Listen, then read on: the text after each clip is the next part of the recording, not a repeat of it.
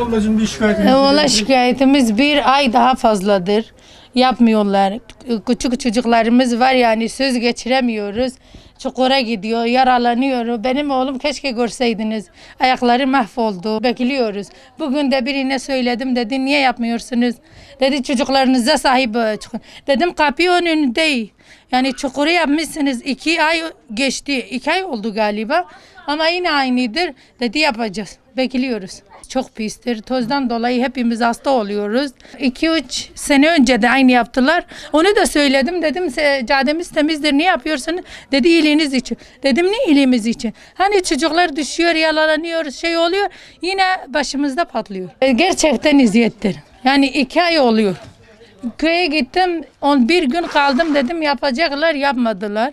Hala bekliyoruz. 20 روزی بهتره حالو چه کرنو قرآن حتی ورا زاروک کنه رخرخ سر سری مرا ام عادز دبن ام تین بلا خل وادم بیجن چما اون رخرخ کن و زاروک وردت کبنا خواری ربنان کن هنم حالا خودت نبینه توزاوی پیسلکای حمیت مالا مدا حاله مد نبینه خدا اتنا حجیره ما حمی په برک کاب چه حمی برینا من واقع غجی کن مگو چما وچوی حجیره ما بری حجیره ما حجاب وچخاسی وچوی بری وجمره نگوتیا گرک وجمره بگوتن حتی كو حجيرة ما ببريانة نولا موت إنسانة كي رتشتكي وعبيجي حتى ورنا بموفا وها جنكي باشتنا هالو شونا مالي وناينا ما بجي ويروجي كوري مجي عبيت التلفزيون ده قورنا بيبا ونشما قوتنا قبلونينا قوتنا نظام شنينا نظام بيجا الشبيدي جات من بلاخل وادام قوتشما من بلاخل مدن قوت حالي بيدنا بني وافقة بيسلك بردا سر شعبي ما مالا وافقة توز نوا مالا ما دتشيب ويجبر خدام كان جامو دريو خبرنا بكري جبر به توزه نکی.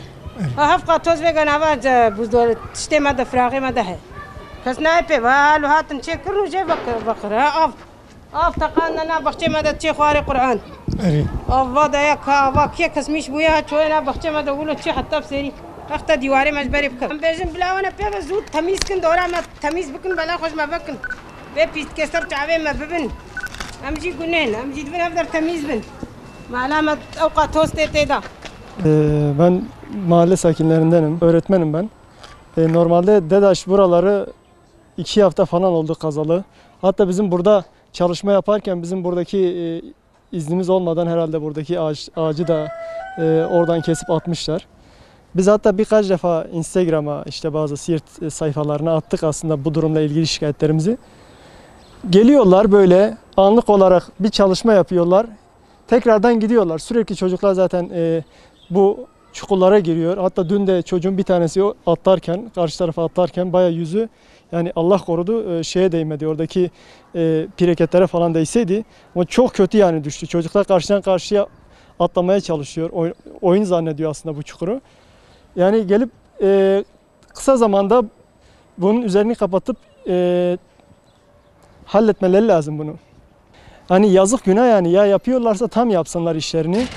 Yani hakları da yok yani böyle bırakıp yarın belki yağmur yağacak, yağışlar başlayacak, buraları su basacak, çocuklar içine girecek belki çocuklar yani illa Allah muhafaza çocuğun birinin burnunun kanaması mı lazım gelip tamamen işlerini tamamlamaları için. Yani görüyorsun zaten hoş olmayan bir görüntü. Buradan başlıyor ta nereye kadar? Her yer öyle. Böyle bırakıp gitmişler. Yani diyecek söz bulamıyoruz. Umarım tez zamanda gelip üstünü kapatırlar. Bir hizmet verilirken aslında insanlara sıkıntı çektirilmemeli. Böyle yarıda bırakacaklarsa hiç yapmasınlar daha iyi. Yani ya da yapıyorlarsa güzel yapsınlar diyelim yani bak güzel bir hizmettir. Yani yarıda bırakıp gitmeleri hoş değil aslında. Ordu'daydım, şehir dışındaydım. Geldiğimde durum böyleydi. Çocuklar hep bu çukurda falan düşüyorlar, yaralanıyorlar. Annem yani fazla yürüyemiyor. Gelirken o da düşmüş, kafasını yere çarpmış. Şikayetçiyiz bu durumdan. Bize hizmet ediyorlar ama hizmet ederken eziyet ediyorlar. Ne kadar zamandır bu şekilde burası? Yani benim o şehir dışından geldiğimden beri 1 ay, ondan önce de yapılmış herhalde. 1-1,5 aydır böyle bu durumdayız. Mahalleli olarak hiç yetkililere bildirimde bulundunuz mu? Gelin burayı yapın. Bulunduk. Birçok kez buraya gelenleri söyledik. Takmıyorlardı bizi.